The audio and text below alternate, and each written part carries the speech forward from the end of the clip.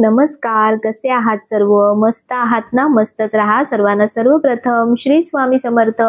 तुम्हाला सर्वांना आजचा दिवस खूप छान आनंदाचा आणि आरोग्यदायी जाओ. तर आज खरंच खूप दिवसांनी, खूप महिन्यांनी म्हणाल तरी चालेल, मी अशी बाहेर निघाले, म्हणजे ट्रेनने प्रवास करते. खरं तर जाऊ की म्हणजे जाणार, नाही जाणार असं आमचं खूप दुमत होतं सगळ्या बाबतीमध्ये. पण शेवटी म्हटलं चला, हे म्हटले नाही आपण जाऊया. यांच्या ऑफिसमध्ये म्हणजे यांच्या ऑफिसचं फॅमिली गेट टुगेदर होतं. महालक्ष्मीच्या इथे, महालक्ष्मी रेसकोर्स आहे ना, त्याच्या इथे एक हॉटेल आहे. तर तिथे त्यांनी अरेंज केलं होतं. तर आता आम्ही निघालोय, ट्रेनने चाललोय. तर आम्ही एसी ट्रेनमध्ये चढलो होतो आणि मस्त आरामात आलो आणि आता बॅक टू पॅव्हेलियन आलेलो आहे नॉर्मल ट्रेनमध्ये. तर आता इथे दादरला उतरलो, दादरवरून दुसरी ट्रेन पकडली आणि आता भायखळ्याला चाललो. त्याच्यानंतर भायखळ्यावरून आम्हाला महालक्ष्मीला जायचं. चला.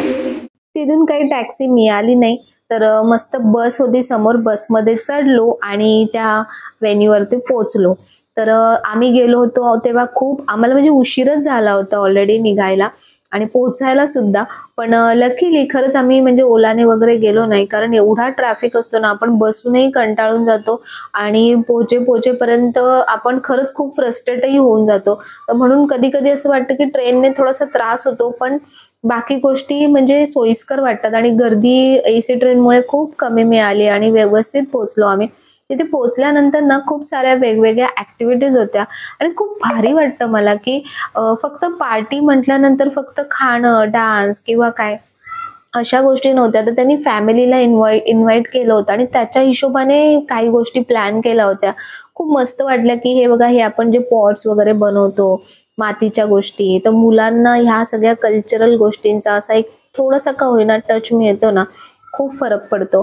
तर बऱ्याच जणांनी बरंच काय काय बनवलं होतं. मी निष्ठाला म्हटलं तू असं छानपैकी दिवा बनव, आणि बघा त्यांनी किती मस्त दिवा बनवला. इथे दिसताना तुम्हाला असं वाटतं की खूप पटकन झालं, पण खूप वेळ लागला. आणि ज्यांना प्रॅक्टिस नसते, म्हणजे आपल्याला काही प्रॅक्टिस नसते त्या गोष्टींची, त्याच्यामुळे आपल्याला काही लगेचच त्याला आकार देता येत नाही. असं वाटतं की पटकन होईल हे, पण नाही होत तसं. खूप वेळ लागतो त्या गोष्टीला. अगदी किंचित जरी तुमचा हात इकडचा तिकडे झाला ना, तरी तुमचा शेप पूर्ण चेंज होतो.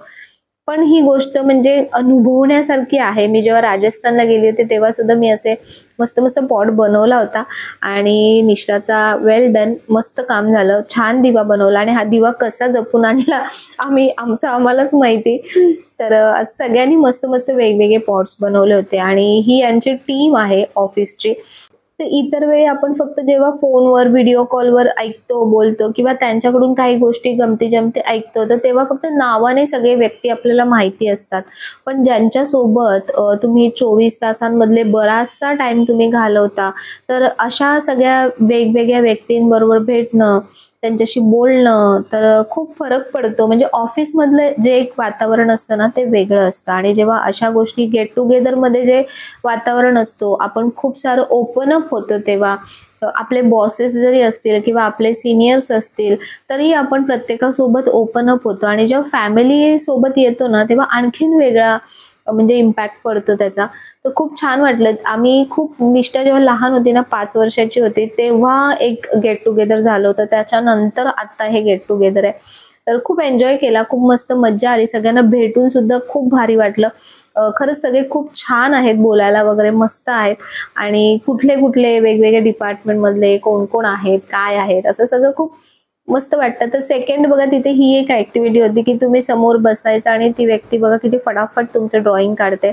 दिसायला अगदी सोपं दिसतं. आणि हे जे कलर्स ते यूज करतायत ना, ते ह्याला निष्ठा म्हणाली ह्याला सॉफ्ट पेस्टल्स म्हणतात, की जे खडू सारखे दिसतात, पण आपल्या हाताने असं आपण इझिली त्याला रब करू शकतो. पण जितके इझिली ते करतायत ना, तेवढं ते अजिबातच सोपं नाहीये. त्यासाठी खूप सारी प्रॅक्टिस त्याला लागते ड्रॉइंगसाठी. तर बघा किती मस्त चित्र काढलं. तिला खूप एक्साइटमेंट होती की काय काढलंय, कसं काढलंय. पण हे कसं डिक्टो चित्र नाहीये, ह्याला ना व्यंगचित्र असं आपण म्हणतो. तर यांच्या ऑफिसमध्ये जी छोटी अशी गेट टुगेदर होतं, तर तिथे आम्ही अटेंड केलं. आणि आता आम्ही पुन्हा आहोत भायखळा स्टेशनला. आता इथून मी जाणार आहे दादरला.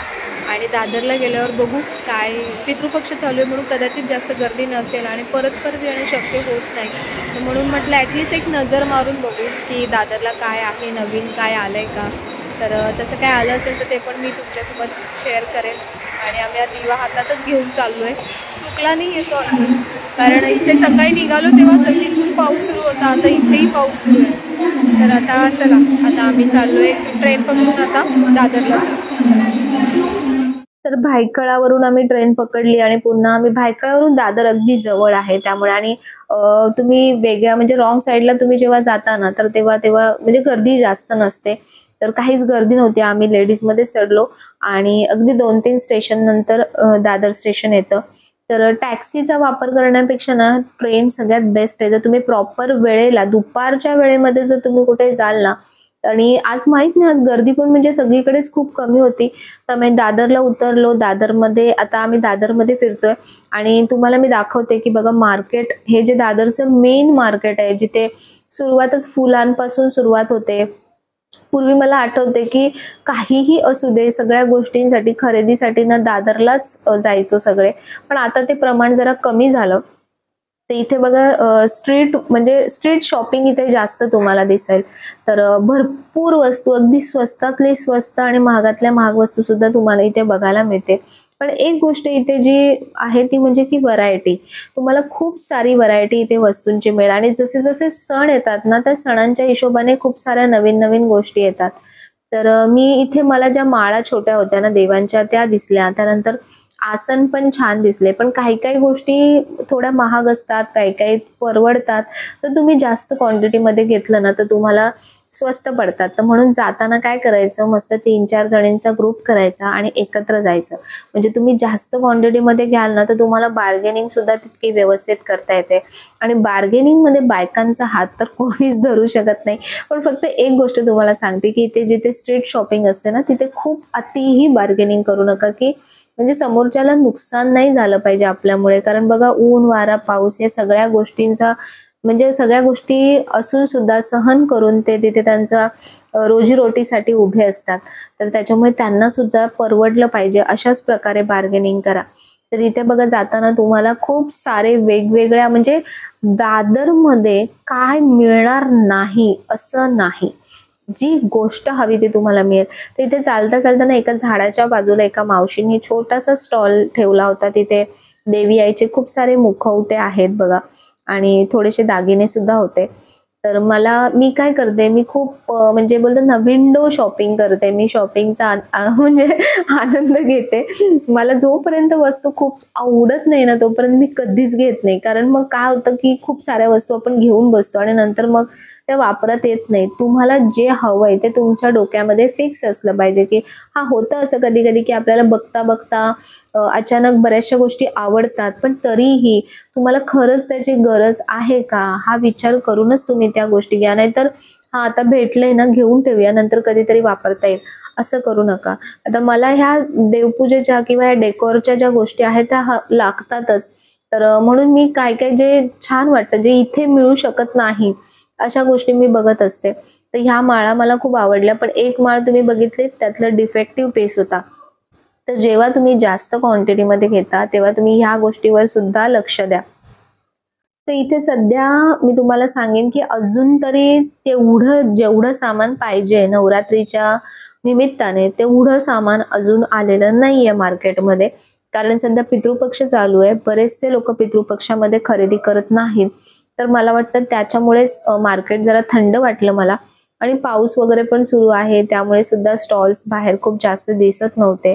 तर आता सुरू होतील, पण आता जसं जसं आपली नवरात्री यायला सुरुवात होईल ना तसं खूप साऱ्या वस्तू मार्केटमध्ये येतील. पण तुम्ही थोडंसं आधीच जा, म्हणजे तुम्हाला ना व्यवस्थित वस्तू बघता येतात, किमती करता येतात. नाहीतर खूप सारी गर्दी असते तेव्हा त्यांना सुद्धा वेळ नसतो की तुम्हाला खूप साऱ्या वस्तू ते व्यवस्थित दाखवू शकतात.